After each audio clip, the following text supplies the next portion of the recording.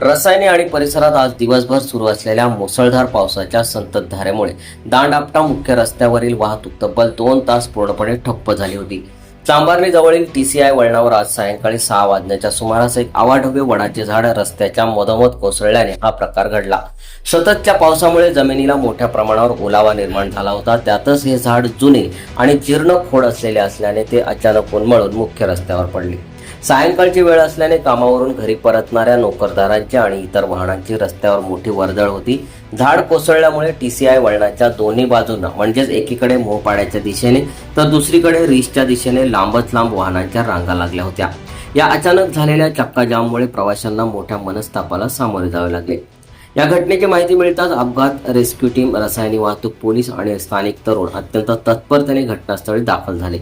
पाऊस सुरू असताना सर्वांनी मिळून युद्ध पातळीवर काम सुरू केले. कटर मशीन आणि JCB मशीनच्या साहाय्याने रस्त्याच्या मधोमध पडलेले हे भले मोठे झाड कापून अखेर 2 तासानंतर बाजूला करण्यात आले.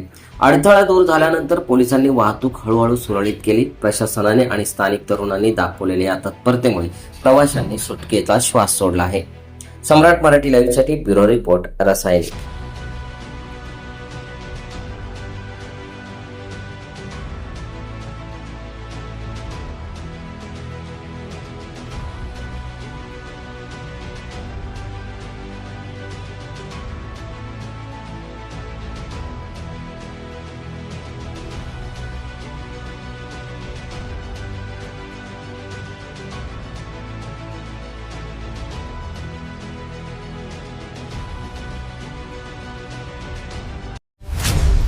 तुम्ही पाहत आहात सम्राट मराठी लाईव्ह.